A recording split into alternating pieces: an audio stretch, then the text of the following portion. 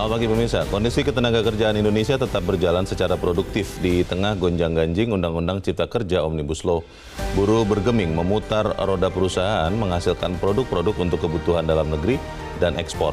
Tapi alih-alih ditinggikan derajatnya dengan pengusaha, perjuangan buruh terindikasi dibelokkan untuk kepentingan politik. Pemirsa, inilah editorial Media Indonesia di hari ini Senin 1 Mei 2023 bertepatan dengan Hari Buruh dengan tema Tangar atas pembonceng buruh. Bersama saya Leonard Samosir, dan para pemirsa bisa ikut menyatakan pendapat Anda dengan menelepon nomor telepon 021 583 99 100. Dan pemirsa, pagi ini telah hadir bersama saya anggota Dewan Redaksi Media Group Abdul Kohar. Mas Kohar, selamat pagi. Selamat pagi, Leo. Sehat-sehat, Mas? Sehat, alhamdulillah. Tidak siap-siap ikut demo buruh? Oh, enggak. Karena katanya hari ini akan ada yang berdemo ya. Iya, betul. Sekian buruh di Indonesia. 50.000 katanya. 50.000. Sementara ini kita mendengar begitu. Tapi sebelum kita bahas mengenai editorial ini, Ya. Mas Kohar, kita akan lihat dulu ada beberapa berita yang diperhatikan Media Indonesia. Hari ini memang koran tidak terbit pemirsa, tetapi ada mediaindonesia.com, Anda bisa lihat soft copy-nya, dan yang kita lihat ada beberapa berita yang perlu kita perhatikan. Yang pertama adalah terkait dengan keketuaan ASEAN ya, Mas Kohar. Ya. Bertindak sebagai tuan rumah. Chairmanship ya. Ya, KTT ASEAN, keketuaan Indonesia berada pada titik sejarah penting. Ya. Artinya apa nih titik sejarah penting nih? Karena situasi ya. Situasi kali ini dalam KTT ASEAN ke-42, keketuaan chairmanship itu berada pada momen yang sangat strategis karena satu, kita masih berada dalam fase menuju pemulihan dari 2 tahun atau 3 tahun berada di dalam pandemi COVID-19. Kedua, situasi geopolitik sekarang luar biasa. Terjadi ketegangan di mana-mana, termasuk juga di kawasan ASEAN. Di Indo-Pasifik juga terjadi ketegangan itu. Lalu yang ketiga, di internal ASEAN sendiri tidak semuanya beres, gitu kan. Apa itu misalnya di Myanmar, kasus Myanmar. Lalu yang keempat adalah ekonomi global yang sedang menuju pada titik ketidakpastian, penuh dengan ketidakpastian. Situasi sekarang bagaimana terjadi misalnya dedolarisasi. Lalu terjadi beberapa hal ketika situasi geopolitik beralih kepada situasi perekonomian. Amerika sekarang sedang kelimpungan untuk membayar utang. Bahkan Menteri Ekonomi mengatakan, Menteri Ekonomi Amerika itu ada ancaman ya, ancaman gagal bayar kalau DPR Amerika tidak menyetujui plafon ya, plafon utang baru. Ini kan Amerika ini sudah gali lubang tutup lubang, sudah lama itu proses itu terjadi, tetapi kali ini mulai agak sedikit seret, agak dibatasi plafon untuk menciptakan surat utang baru. Nah, kalau utang baru tidak didapat, ya utang lama gagal bayar, maka ya ada potensi-potensi, tetapi sekaligus juga ada pengaruh negatif. Potensinya itu mungkin mereka yang biasa berinvestasi di Amerika akan menuju ke Asia, ASEAN, dan seterusnya. Tetapi bisa jadi terjadi sebaliknya. Nah, pasar ekspor jadi lesu, ASEAN juga lesu, gitu. Nah, titik kritis ini coba dimainkan oleh Indonesia dalam KTT ASEAN kali ini.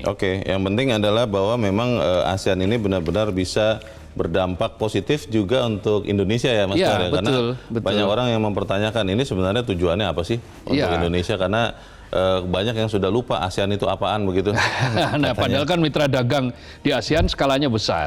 Investor Indonesia itu kan kebanyakan dari Singapura malahan, bukan dari mana-mana, bukan dari Tiongkok, investasi terbesar di Indonesia dari Singapura. Makanya kerjasama ASEAN itu menjadi sangat strategis dan penting. Pertemuan puncaknya 10 sampai 11 Mei KTT di ASEAN Labuan Bajo. Di Labuan Bajo, dan kita harapkan ada hasil yang menguntungkan ASEAN dan tentunya berdampak ke Indonesia. Kita tinggalkan berita itu, kita ke berita selanjutnya. Ini tradisi tahunan ini, Mas Kohar ya. Sehabis Idul Fitri, sehabis mudik, biasanya orang-orang akan kembali ke kota, ibu kota Jabodetabek, tapi biasanya ada temannya, ada saudaranya, ada tetangganya yang ikut. Dan dikatakan di dalam berita ini ada pemeriksaan pendatang baru di ibu kota, wajib punya pekerjaan dan keahlian. Itu membuktikannya gimana, Mas? Saya sudah punya pekerjaan nih, buktinya apa ya? Ya, ada kerjasama antara Dinas Dukcapil dan Dinas Ketenagakerjaan pasti di situ. Nah, kalau dia bekerja, apa pekerjaannya? Buktinya apa begitu ya? Buktinya bagaimana? Kan di situ kan ada pasti lapor RT setempat, RW setempat, pengantarnya gitu ya? Yang pengantarnya, lalu pendataan. Maka yang dimaksud oleh Dinas Dukcapil ya pasti sampai pada kaki tangan Dinas Dukcapil paling bawah itu kan sampai kelurahan, sampai RT. Itu dia akan mendeteksi. Meskipun sebetulnya secara kalau kita bicara dengan hak untuk memperoleh pekerjaan, ya ini semua agak membatasi kan, agak sifatnya membatasi. Hanya saja memang ini kan menjadi problem kota besar. Selalu kalau setiap habis Lebaran, dia harus menampung terlalu banyak orang, karena ini sekaligus membuktikan bahwa pemerataan ekonomi belum sepenuhnya terjadi. Kenapa? Pusat-pusat perekonomian masih menumpuk di megapolitan. Gulanya masih ada di Jakarta. Gulanya masih di Jakarta. Jabodetabek lah khususnya. Nah, selama kita gagal untuk mendistribusikan gula secara lebih merata, ya pada titik itu kita akan selalu menghadapi urbanisasi, menghadapi migrasi dari desa ke kota, karena keuntungan yang didapat di kota mungkin jauh lebih besar. Meskipun itu belum tentu garansi, belum tentu jaminan, boleh jadi malah kelimpungan ketika mereka sudah sampai Jakarta dan sekitar. Namanya mengadu nasib katanya begitu, Mas. Mengadu nasib dan belum tentu juga kemudian menjadi lebih baik ya. Ada teman saya yang agak iseng ini, Mas Kohar. Kalau ibu kotanya nanti sudah pindah, harus urbanisasi ini tetap nggak ya ke Jakarta kata dia gitu, Mas? Ya, itu salah satu, memang salah satu tujuan dari ibu kota negara kan untuk menciptakan pusat-pusat ekonomi baru, menyebar gula kira-kira begitu. Ya mudah-mudahan ada pengurangan itu. Kalau sampai nanti jadi jadi kemudian berdiri, tetapi proses itu kan masih panjang, masih sangat panjang. Jadi daripada kita mengharapkan sesuatu yang panjang, ada jangka pendek, jangka menengah yang harus diselesaikan proses ini. Baik, kita harapkan para pemudik yang membawa saudara, teman, tetangga, kerabatnya benar-benar memperhatikan hal ini. Kita ke berita selanjutnya. Ini kabar menggembirakan bagi bulu tangkis Indonesia ya, Mas Kohar ya. Kalahkan Singapura, Anthony Sinisuka Ginting juarai badminton Asia Championship 2023. Ini ada teman yang bertanya, levelnya itu dengan misalnya katakanlah Piala Thomas begitu ya, atau All England begitu, ini apa nih? Setara All England. Setara All England. Karena ini kan kejuaraan perorangan kan. Kalau Piala Thomas itu kan mewakili negara. Atas nama negara. Tapi ini juga mewakili negara kan? Kalau perorangan ini profesional, iya negara karena dia identitasnya kan warga negara juga Indonesia. Ya, dari Indonesia begitu. Ini setara dengan Indonesia Open, All England yang levelnya adalah level 1000. Jadi yang dikejar di sini mungkin bukan hadiah uang karena nggak ada hadiah uang, tetapi yang dikejar adalah poin. Peringkatnya ya. Poin yang akan menambah peringkat. Juara itu akan mendapatkan 12.000 poin kalau levelnya level 1000. Nah, Badminton Asia Championship ini levelnya adalah level 1000, jadi level setara Indonesia Open, setara All England. Dan ini sejarah, kali ini sejarah. Kenapa? Inilah untuk pertama kalinya setelah tahun 2007, tunggal putra bulu tangkis Indonesia kembali bisa menjuarai badminton Asia ini. Setelah 2007? Setelah 2007 terakhir itu Taufik Hidayat. Setelah itu Indonesia belum pernah juara, meskipun tahun lalu kayak Jonathan Christie masuk final, tetapi kalah. Kali ini Anthony Ginting dengan mudah menaklukkan jagoan dari Singapura, ranking 7 dunia. Anthony sendiri ranking 2 ya, mengalahkan dalam waktu hanya 26 menit. Ini singkat sekali ya? Straight game dan sangat singkat. Game pertama 14 ya? menit, di game kedua atau set kedua itu 12 menit gitu. Jadi ini sejarah bagi Anthony Ginting karena untuk pertama kalinya dia juara Asia, tapi juga sejarah bagi bulu tangkis Indonesia karena setelah 2007 baru kali ini tunggal putra juara. Kita berikan selamat kepada Anthony Ginting dan semoga ini juga menular ke kejuaraan-kejuaraan lain ya, Mas Kohar. Setelah ini ada Piala Sudirman Bergu ya. Lalu setelah itu ya ada tur berikutnya. ada Indonesia Open, Malaysia Master dan seterusnya lah. Kita harap ini bisa menular ke atlet bulu tangkis yang lain, juga termasuk nomor putri ya, supaya kita kemudian lebih banyak lagi melihat bendera merah putih dikibarkan. Betul, kita mulai ada loh itu dari tunggal putri kayak Gregoria Mariska Tunjung itu juga sudah mulai mau masuk 10 besar. Oke. Ini kan kalau bicara prestasi menarik ya, tapi kalau kita bicara ke editorial ini Mas Kohar, kalau kita melihat kan ini memang sebenarnya satu langkah maju ya. Saya lupa berapa tahun terakhir 1 Mei itu kan diberikan tanggal merah, hari libur, untuk memperingati Hari Buruh. Tetapi kalau kita melihat editorial pada hari ini diberi judul, saya mau tanya dulu artinya nih, Tangar atas pembonceng buruh. Tangar ini apa ya? Hati-hati atau waspada lah ya. Oh, ini hati-hati atau waspada. Ya, maksudnya sinonim ya. Oh, hati-hati terhadap pembonceng buruh. Betul. Pemboncengnya ini siapa nih? Maksudnya bagaimana Mas Kohar? Politik praktis lalu yang terjadi seperti itu. Dalam beberapa tahun terakhir kan Hari Buruh dirayakan dengan kegembiraan katanya kan. Sebelum Covid ya. Oh, okay. Nah, setelah Covid kan tidak sempat dirayakan karena ada Covid. Sekarang dirayakan kembali tetapi nuansanya sudah berbeda karena apa? Sebentar lagi adalah tahun politik. Sekarang bahkan sudah memasuki proses tahun politik. Sudah makin hangat ini. Betul, ketika partai politik sudah mulai tidak hanya memanaskan mesin, tapi sudah men-start mesinnya, yaitu dengan capres. Mulai ada capres kan, paling tidak sudah muncul 2 nama kan sekarang.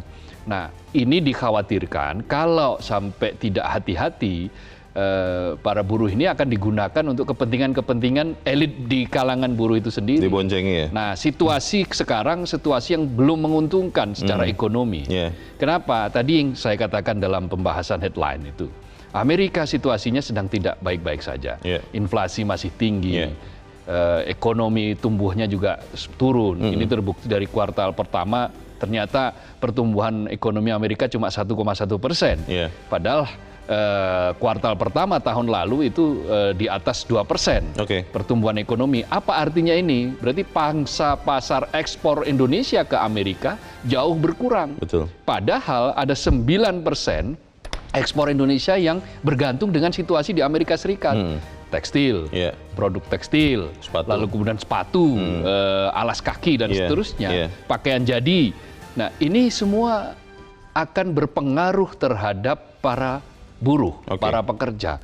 Nah, dalam situasi seperti itu, kalau dibelokkan ke urusan politik yang sangat-sangat praktis, bukan politik perburuhan, maka ya ini akan merugikan kaum buruh sendiri. Baik, tapi kalau kita mengatakan bahwa ada pembonceng buruh, itu pasti akan disanggah. Dan kemudian kita juga bertanya, buruh paham betul tidak bagaimana perjuangan ini dilakukan? Kita akan bahas itu Mas Kohar. Dan pemirsa, nilai editorial Media Indonesia untuk hari ini, Senin 1 Mei 2023, Tangar atas pembonceng buruh.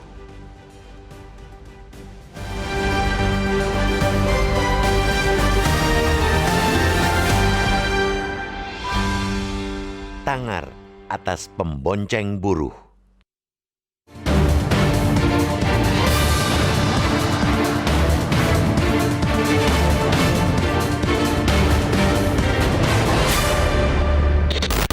Indonesia adalah negeri yang sangat beruntung. Di tengah hantaman COVID-19 selama hampir 3 tahun dan krisis global sebagai dampak geopolitik perang Rusia-Ukraina, pertumbuhan ekonomi Indonesia selalu di atas 5%. Angka yang mematahkan prediksi sebagian besar ekonom dan sejumlah lembaga ekonomi dunia bahwa Indonesia tidak mampu menahan 2 gelombang badai tersebut.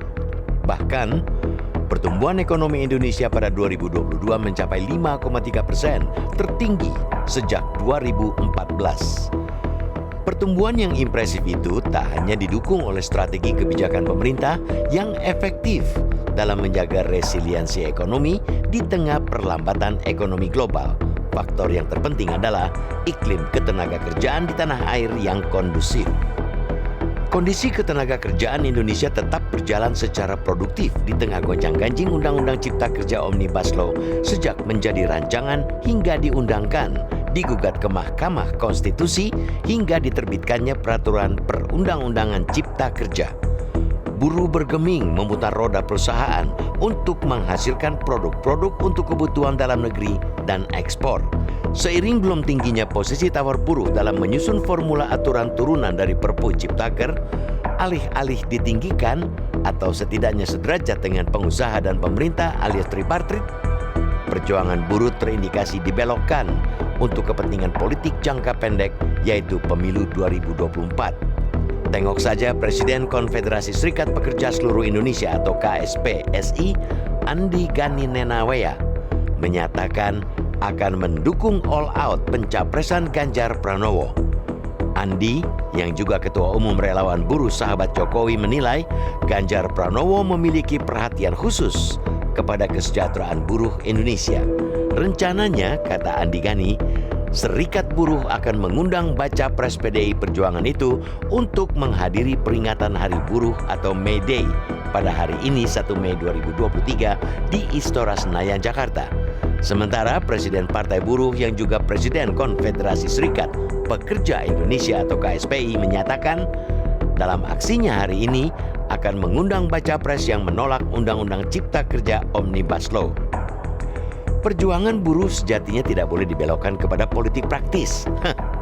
Banyak agenda mensejahterakan buruh yang harus diperjuangkan, seperti isu upah murah, outsourcing, pesangon rendah, pemutusan hubungan kerja dipermudah, dan banyak lagi lainnya.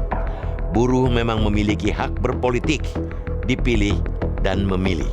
Namun, buruh hendaknya cermat mendukung tokoh yang digadang-gadang untuk memimpin 275 juta jiwa penduduk Indonesia. Apakah memiliki rekam jejak mendukung perjuangan buruh? Seperti upah layak saat sang tokoh menjabat kepala daerah. Perjuangan buruh masih panjang. Perlu dialog cerdas dan konstruktif untuk menaikkan posisi tawar buruh. May Day menjadi momentum untuk menata ulang hubungan pekerja, pengusaha, dan pemerintah menuju hubungan industrial yang berkeadilan bagi kesejahteraan buruh. Di sisi lain, pengusaha juga diuntungkan dengan tingginya produktivitas buruh.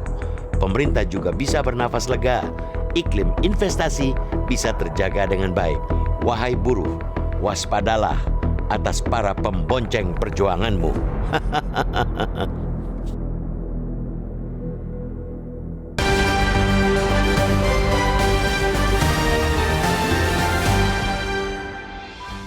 Di bagian berikut Anda bisa ikut menyatakan pendapat Anda, pemirsa. Untuk saat ini tetaplah bersama kami.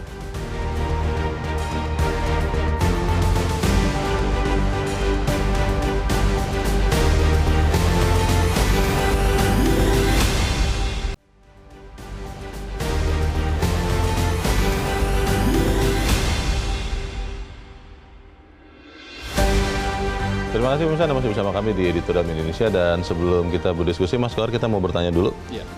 Kita saat ini sudah terhubung lewat saluran telepon dengan Ketua Umum Asosiasi Pengusaha Indonesia atau APindo, Haryadi Sukamdhani. Mas Haryadi, selamat pagi. Selamat pagi, Mas Leo, Mas Kohar. Ya, Mas Haryadi, untuk hari ini disebut-sebut bahwa ada 50.000 buruh yang akan menyatakan aspirasinya di dalam aksi unjuk rasa. Dan kalau kita lihat ada beberapa tuntutan yang sudah disebut-sebut. Ada yang kalau saya baca ya meminta pencabutan Omnibus Law tentang Cipta Kerja. Lalu ada juga ini yang agak unik nih, meminta pencabutan syarat parliamentary threshold dan presidential threshold.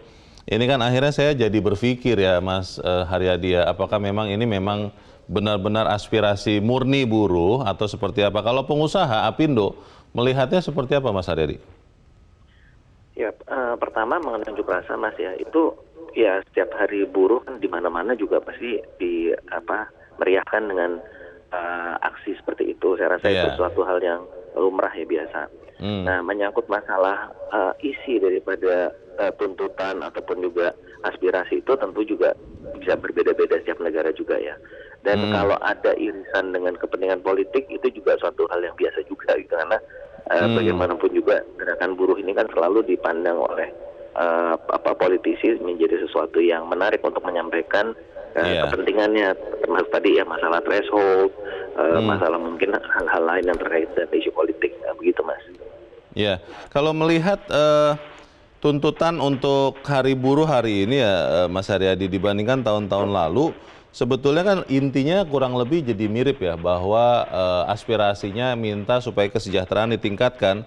Kalau pengusaha melihatnya sebetulnya sudah ada usaha yang signifikan tidak untuk membuat juga buruh sejahtera, karena kalau ini sudah sejahtera, saya sih berpikir logikanya demonya kan tidak perlu lagi begitu ya. Bagaimana Mas Haryadi? Iya.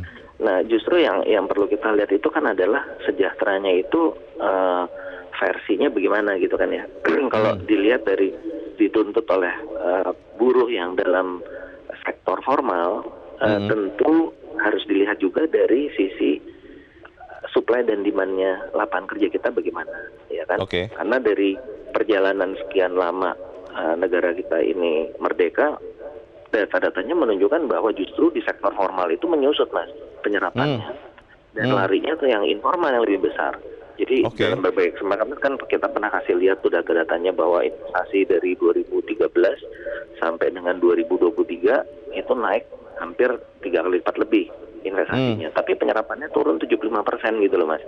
Nah, jadi kalau kita melihat sejahtera ini, sejahtera dalam perspektif yang mana?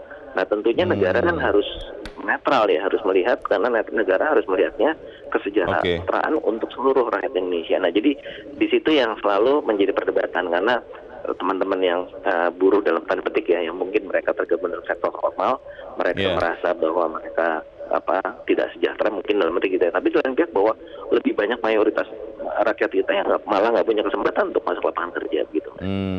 Mas Haryadi, kalau kita fokus mungkin ke tuntutan yang paling pertama ya, meminta pemerintah mencabut Omnibus Law, Undang-Undang Nomor 6 Tahun 2023 tentang Cipta Kerja. Kalau para pengusaha melihatnya ini realistis atau bagaimana, Mas Haryadi?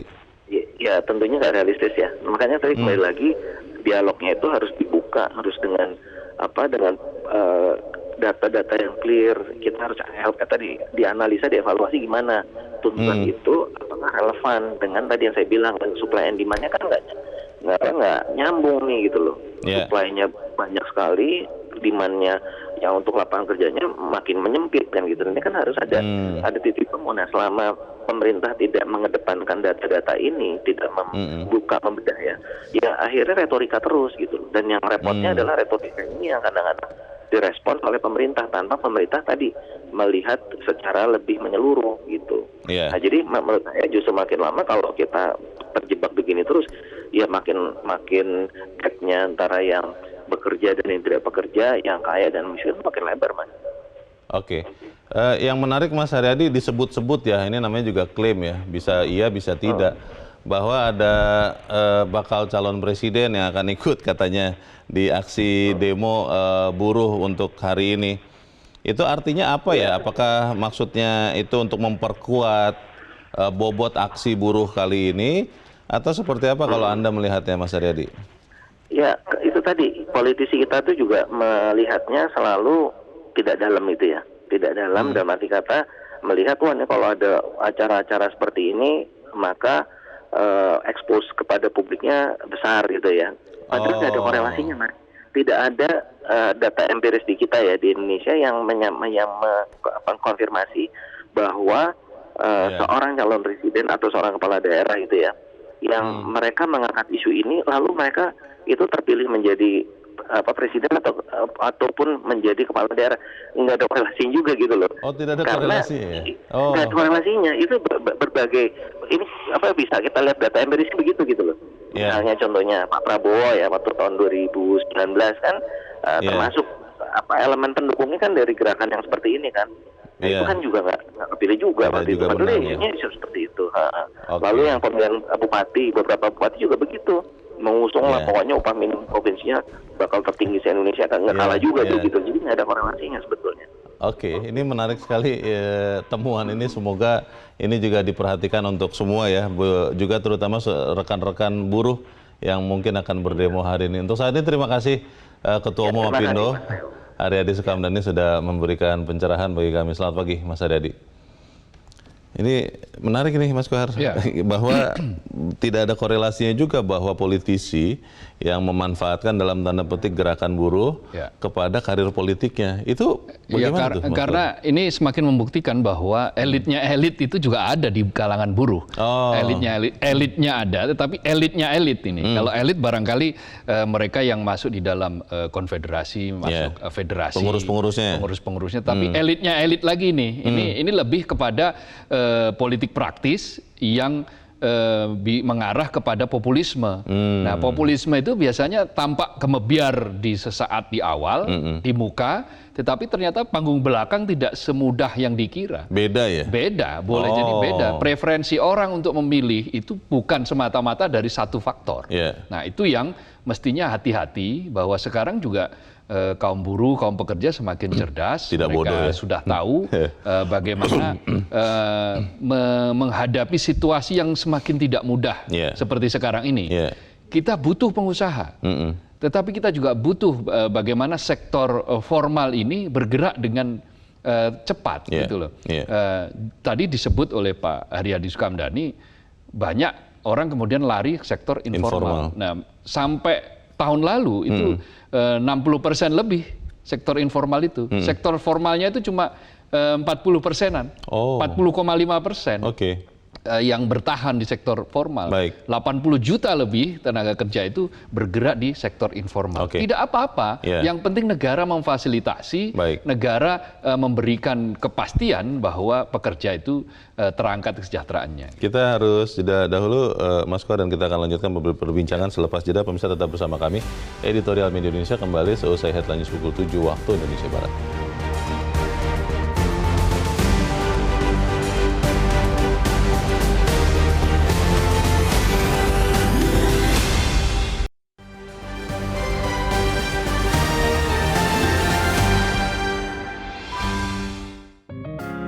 Media Indonesia mengajak Anda untuk mengakses fitur premium e-paper.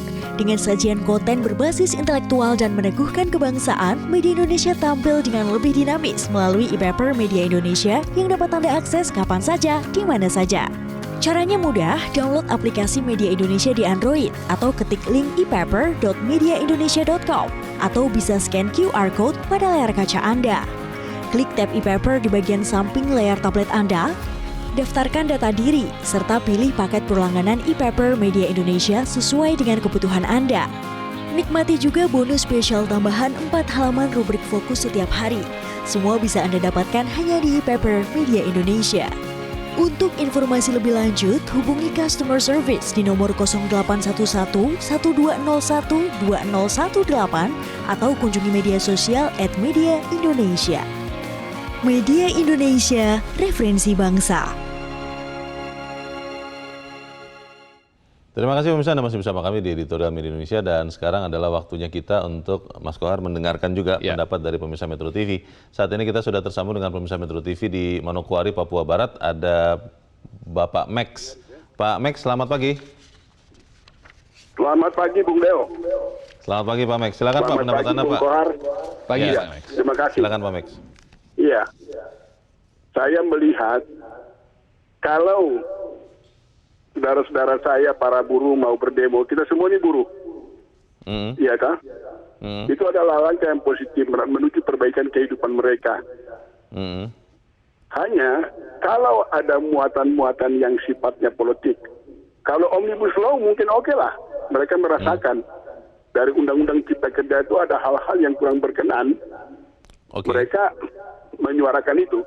Tetapi kalau sudah berbicara threshold result, itu sudah terlalu jauh. Nah, agak lucu. Di sini dicurigai siapa yang membonceng di balik ini semua.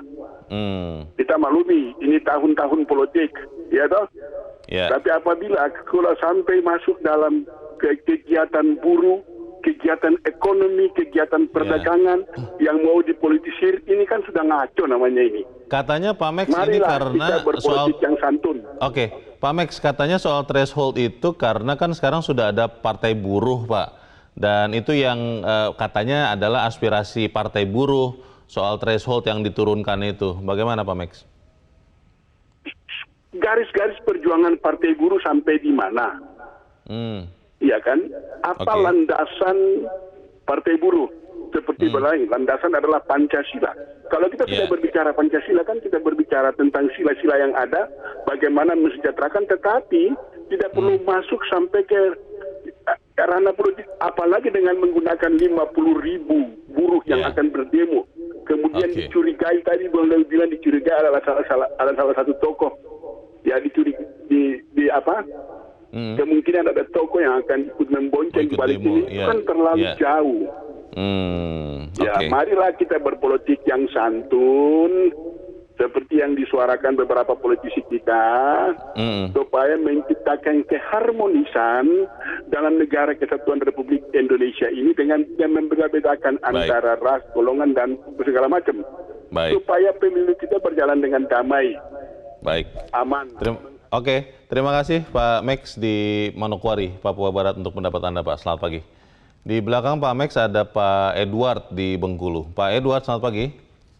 Selamat pagi Bung Leo, selamat pagi Bung Kohar. Selamat pagi. Silakan, Pak. Ini bukan hanya diperingati di Indonesia, ini seluruh buruh di dunia. Ini kan mulainya dari negara-negara Eropa yang merayakan Hari Buruh May Day. Negara kita juga membebaskan untuk berserikat, berkumpul dan lain-lain. Tetapi mesti dipertimbangkan dampak dari kalau memang 50.000 orang yang akan turun nanti, pasti di Jakarta itu macet. Berapa besar keekonomian yang dirugikan? Salah satu contoh, 4.000 sekian petugas yang akan diturunkan. Ini negara sudah mengeluarkan biaya berapa ratus juta ini. Itu yang pertama. Yang kedua, aktivitas masyarakat akan terganggu dengan adanya macet-macet di mana-mana. Juga berdampak kepada ekonomi. Itu yang pertama. Yang kedua, sekarang tingkat kesejahteraan yang dituntut oleh buruh. Saya lihat buruh-buruhnya itu ya ukuran kesejahteraan ini kan relatif. Kita tidak bisa mengukur dengan yang mana. Tapi saya lihat mereka sudah punya kendaraan bermotor walaupun minimal roda 2, bisa hidup di Jakarta. Untuk tingkat kesejahteraan mungkin sudah ya layak-layak lah untuk negara Indonesia. Kita jangan mengukur negara Eropa. Yang ketiga saya bilang, sekarang kalau tidak ada suatu keputusan, kebijakan yang bisa menyenangkan semua pihak. Pasti ada pihak-pihak yang merasa tidak puas. Omnibus Law, buruh mempertimbangannya dari sudut pandang mereka. Tapi pemerintah kan jauh lebih komprehensif. Dia meninjau dari segala aspek. Salah satu contohnya, untuk menarik banyaknya investor di Indonesia, sehingga membuka peluang kerja, sehingga buruh-buruh tenaga-tenaga kerja yang pengangguran yang terselubung itu bisa masuk kerja, diberi kesempatan. Nah, di samping itu buruh-buruh kita harus introspeksi diri, harus mawas diri, bahwa mereka harus punya kinerja yang baik agar bisa digaji dengan baik. Kalau kinerjanya nggak baik, nggak efektif, nggak efisien, ya perusahaan-perusahaan juga nggak mau menggaji dengan besar. Nah, ini yang perlu kita perhatikan. Hendaknya semuanya mencari win-win solution. Silakan berdemo, silakan, tapi tolong pertimbangkan dampak-dampak yang akan ditimbulkan dengan demo ini. Kalau soal politik, wajar-wajarlah seluruh bangsa Indonesia boleh berpolitik, tetapi ya tadi jangan sampai ditunggangi. Saya nggak percaya ini cuma murni niat buruh. Ini ada yang nunggangi di belakang, ada yang bohirnya ini. Terima kasih Pak Edward di Bengkulu untuk pendapat Anda, Pak. Selamat pagi. Di belakang Pak Edward ada Pak Amrosi di Magelang, Jawa Tengah. Pak Amrosi, selamat pagi. Selamat pagi Metro TV, selamat pagi Bang Leo. Selamat pagi, silakan Pak Amrosi pendapat Anda, Pak. Begini, pertama saya apresiasi ya, karena 1 Mei sebagai hari libur nasional, artinya benar-benar hari buruh. Kalau dulu zaman era Pak Harto kan, wah 1 Mei hari buruh ya, gitu. Yang kedua, kalau melihat tingkat kesejahteraan buruh itu ya semakin ke depan semakin baik lah. Cuma belum semuanya, masih ada yang perlu dipertimbangkan, perlu dipikirkan.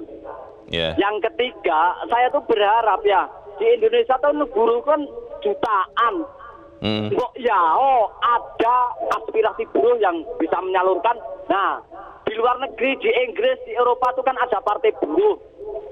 Sekali-sekali di Indonesia tuh ada partai buruh, Jong. Jangan kalau mendirikan partai berbasis agama, PKS agama Islam, PAN agama Islam, P3 agama Islam, PKB. Partai buruhnya kan sudah ada, Pak Amrosi. Sekarang sudah ada, Pak. Sudah akan ikut pemilu, Pak, 2024 Partai Buruh, Pak Amrosi, di Indonesia. Nah, syukurlah. Makanya nanti mudah-mudahan partai buruh menjadi partai berkembang yang besar lah. Karena partai buruh itu kan ibarat keranjang tuh apapun bisa masuk. Tukang ngarit bisa masuk, tukang buruh bisa masuk, tukang ojek bisa masuk, kiai masuk, agama Buddha masuk, agama Kristen masuk. Jadi keranjangnya tuh nasional dulu. Saya berharap Partai Buruh bisa besar. Baik, kita sudah menangkap maksud Anda, Pak. Terima kasih Pak Amrosi untuk pendapat Anda, Pak, dari Magelang, Jawa Tengah. Selamat pagi.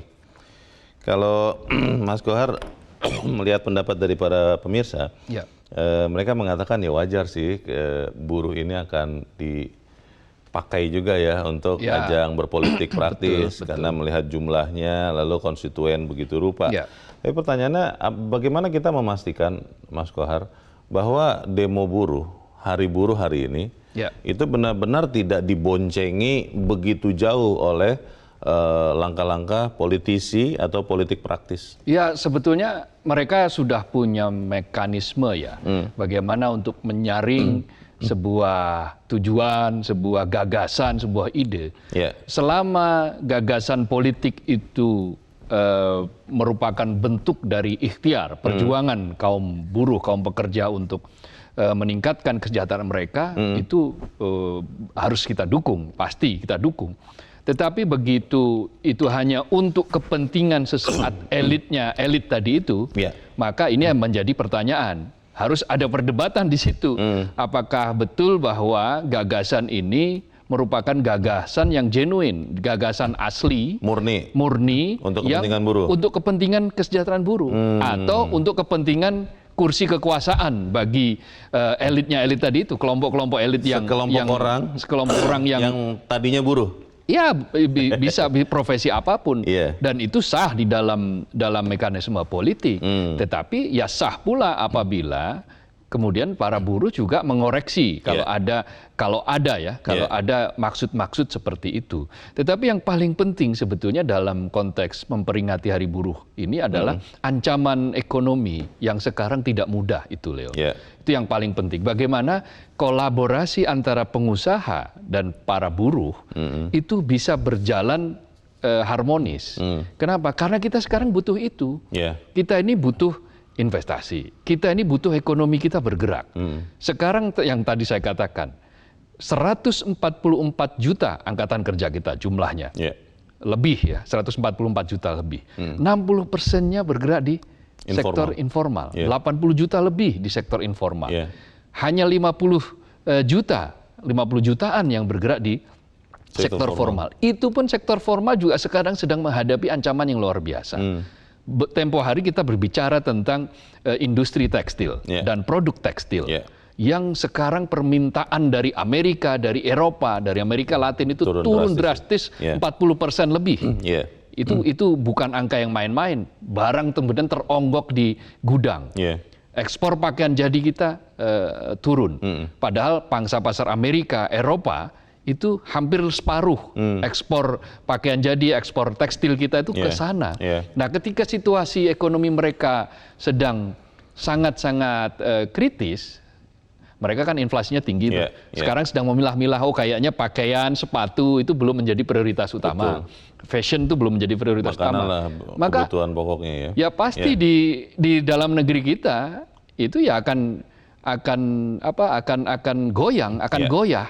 Belum lagi ditambah dengan serbuan barang impor bekas, pakaian bekas, thrifting dan seterusnya. Itu yang itu akan menambah sulit bagi industri tekstil, industri pakaian jadi untuk bersaing. Mas Kohar, yang disampaikan ini sebenarnya benar, tetapi kan kita menemukan juga fakta bahwa banyak kali buruh itu tidak mau berpikir seperti itu. Dan ketika ribuan rekan-rekan kita yang buruh ini diarahkan begitu rupa oleh pimpinan-pimpinannya, apalagi kalau kemudian benar diduga bahwa ada nasi bungkus atau ada hal-hal lain yang diberikan kepada buruh, kalau itu benar, kan akhirnya kemudian apa yang disampaikan Mas Kohar ini itu tidak akan sampai, Mas. Ketika ada lagi nanti politisi yang memanfaatkan gerakan buruh ini, ya sudah, itu sama sekali tidak akan dipikirkan bagaimana keberlangsungan usaha mereka, kehidupan mereka. Itu bagaimana, Mas? Ya, itu harus ada tadi sekelompok elit di berbagai partai politik atau di organisasi kemasyarakatan atau di serikat buruh itu sendiri, itu yang berpikir jernih, yang berpikir untuk jangka panjang. Tidak masalah berpikir untuk jangka pendek bahwa tuntutannya sekarang seperti ini, katakanlah seperti itu. Tetapi pada titik tertentu itu harus ada kompromi, harus ada pertemuan yang betul-betul win-win solution. Solusinya solusi menang-menang. Industri bisa bergerak, buruh juga bisa mendapatkan tambahan penghasilan. Kan ini di beberapa titik sudah mulai ketemu. Titik temunya misalnya ada kenaikan upah minimum di beberapa tempat. Di Jakarta itu juga sudah dinaikkan lagi waktu itu oleh gubernur sebelumnya. Nah, ini kan menunjukkan bahwa ada loh, ketika kita bisa berkolaborasi, bisa berdialog, bisa duduk di satu meja untuk membedah situasi bersama-sama, maka ada keikhlasan bersama-sama nantinya. Nah, ini yang tidak boleh kita acak-acak ya, tidak boleh kita acak-acak hanya untuk kepentingan jangka pendek. Misalnya hanya untuk kepentingan 2024, lalu kemudian kita bongkar semuanya, yang akhirnya nanti kalau istilah di Jawa itu ada tiji tibeh mati siji mati kabeh gitu. Mati satu mati semua. Jangan sampai seperti bumi itu. Bumi hangus begitu ya. Nah, politik bumi hangus hanya untuk kepentingan sesaat.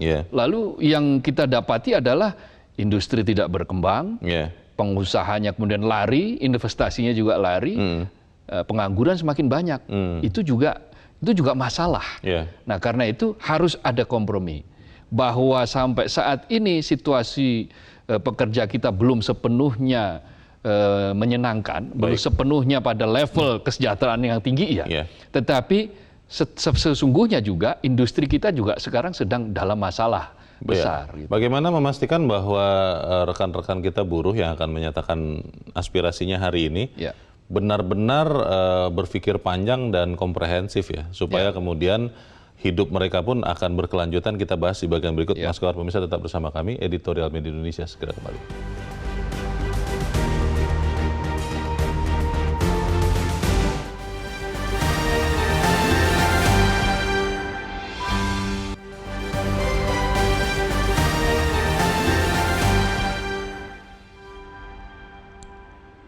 Terima kasih pemirsa, Anda masih bersama kami di Editorial Media Indonesia dan kita ada di ujung atau di akhir dari diskusi kita pagi ini. Mas Kohar, ini kan fakta ya bahwa tahun ini jelas-jelas akan dimanfaatkan betul oleh para politisi, termasuk partai buruh. Ada beberapa teman yang mempertanyakan partai buruh ini apakah kemudian mewakili seluruh buruh atau memang hanya sebagian buruh yang berhimpun di situ. Nah ini bagaimana memastikan bahwa aksi aspirasi hari ini benar-benar memperjuangkan kesejahteraan buruh dan bukan diboncengi siapapun itu. Jadi yang pertama bahwa begini, demokrasi itu memang mensyaratkan kebebasan. Harus ada kebebasan berserikat, kebebasan berpendapat, kebebasan bersuara, kebebasan berekspresi. Boleh. Itu sah, bukan hanya boleh, itu harus didorong dalam sebuah negara demokrasi. Kebebasannya. Karena itu kita tidak perlu khawatir dengan apapun rupa-rupa kebebasan itu.